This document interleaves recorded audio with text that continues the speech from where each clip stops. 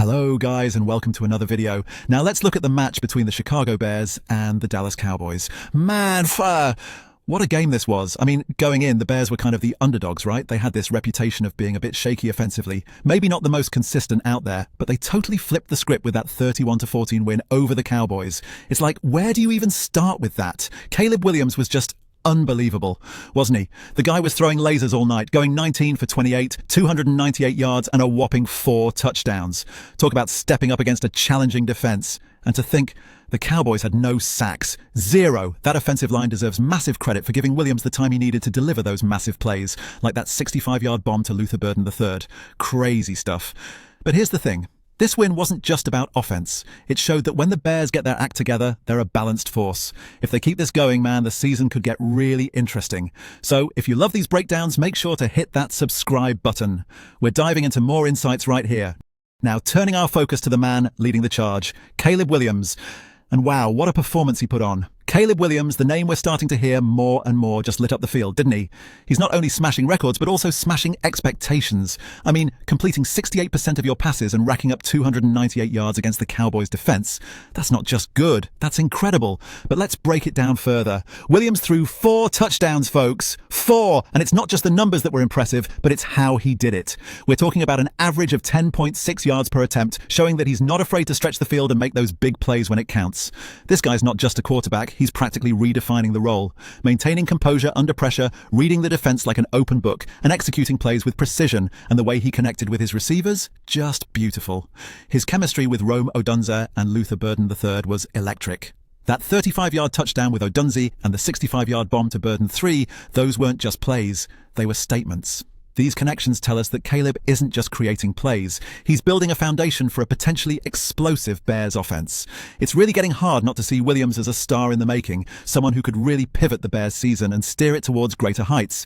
He's the key to this team's evolution, maybe even inspiration for a new era of football in Chicago. Who's feeling that excitement build? But now, let's shift our focus to the Cowboys, whose offensive struggles were, frankly, surprising. I mean, guys, where do we even start with Dak Prescott's performance? You've got to wonder what was going through his head with those 3 interceptions. You could see the pressure building as the Bears' defense just capitalized on every misstep.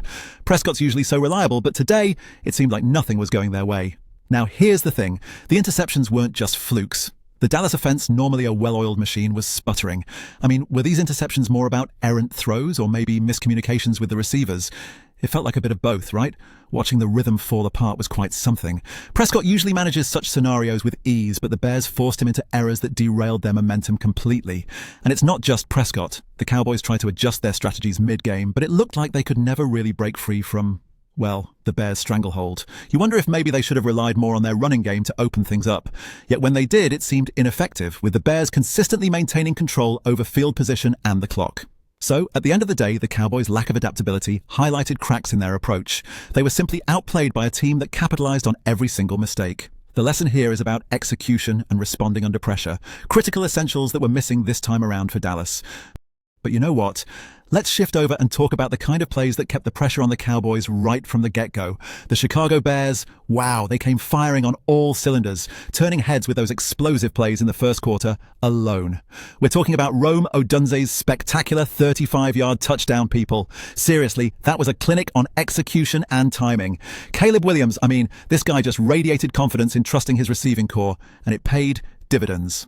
Odunze maneuvered through the defense like a hot knife through butter, and you can bet that went a long way in setting the tone. But wait, there's more. Luther Burden III, wow, he made jaws drop with that exhilarating 65-yard touchdown. That play, guys, that one play screamed of a perfectly crafted strategy.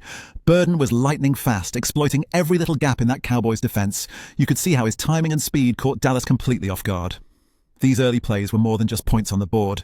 They were psychological daggers, forcing the Cowboys to rethink their entire game plan. In doing so, the Bears not only showcased an ability to strike hard and fast, but hinted at a shift towards a much more dynamic and unpredictable offensive strategy. This game in so many ways exhibited their potential to dictate terms and rattle even the most formidable opponents, turning explosive ambition into tactical brilliance on the field. And it's not just the offensive spectacle that has everyone buzzing, man.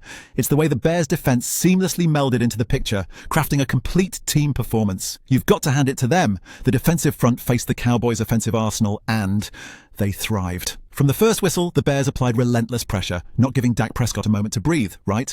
Tremaine Edmonds was absolutely insane out there, and when you look at his 2 interceptions, it's clear he was on a mission to disrupt everything. So, here's the deal. The Bears' defensive unit wasn't just reacting, they were orchestrating the chaos. They read Dallas's playbook like a novel, constantly squeezing and controlling the line of scrimmage. Montez Sweat? Oh my goodness, his sack and relentless pressure were pivotal in keeping Prescott uneasy all game. Basically, the secondary and the defensive line worked in tandem, and their communication and execution were spot on. Honestly, it feels like this defense is evolving into something special. But here's the thing, what really set this performance apart was their ability to adapt and stay disciplined. Forcing 3 interceptions and maintaining a strategic advantage throughout, they showed they can turn defense into a lethal weapon. With this kind of tenacity and tactical genius, what future offenses would dare take them lightly? This isn't just about stopping the Cowboys, it's a statement of intent, a blueprint for how the Bears could turn defensive prowess into wins, consistently. Now, shifting gears from the Bears' defensive triumphs to the rollercoaster outing of Dak Prescott, we see a quarterback who had moments of brilliance marred by pivotal lapses. Prescott's completion rate of 31 out of 40 attempts may sound solid, but let's not get ahead of ourselves. Those 3 costly interceptions cast a big shadow over his stats, right? So, here's the thing. Each turnover was like a dagger to the Cowboys' momentum. Was it hesitation? Maybe. Poor judgment? Definitely possible. Or perhaps the Bears' secondary was just that good with Edmonds catching 2 himself. An interesting angle here is Prescott's seemingly excessive reliance on Jake Ferguson. 13 catches on 14 targets was something else. While it showed synergy, it also, I guess, flagged predictability the Bears easily pounced on. Despite being sacked only twice, Prescott didn't seem to have the usual command, did he? Maybe it was that split-second pressure by Sweat or the opportunistic positioning of Edmonds, but it's clear the pressure stayed with him. The performance was not just about numbers, it was about missed signals and perhaps overconfidence. So, looking forward, it's not about lamenting the loss, but rather about witnessing a quarterback needing a broader vision, a tweak in keeping defenses guessing. These lessons could either fortify or fracture the Cowboys' potential as the season progresses. As Prescott navigates this bump, strategic recalibrations could be key to unlocking consistently elite performances going forward. Now, shifting focus to the broader ramifications of this clash, it's time to explore what this means for the season trajectories of both the Chicago Bears and the Dallas Cowboys. For the Bears, this victory is more than just a win, it's a statement. And what a statement it is. It feels like they've been redefined, going from perceived underdogs to credible contenders, especially after showcasing such resilience on both ends of the field. Caleb Williams was sensational, and let's be honest, if he can maintain this form, the Bears are going to be a force to reckon with. Their defense, led by Tremaine Edmonds, was unbelievable. I mean, those interceptions were something else, right? It's a massive confidence booster, setting a positive tone as they face upcoming divisional clashes. If this balance of offensive firepower and defensive fortitude continues, you're looking at a real playoff run scenario. On the flip side, the Cowboys, despite their reputation for offensive might, will likely regard this as a wake-up call. They've got some soul-searching to do, improving decision-making, patching those defensive gaps in order to secure their playoff ambitions. Where do you see both teams heading from here? Am I being too optimistic about the Bears' future or underestimating the Cowboys' capacity to bounce back? As always, share your thoughts in the comments. I'm curious to hear what you all think. Let's talk strategy and team trajectories.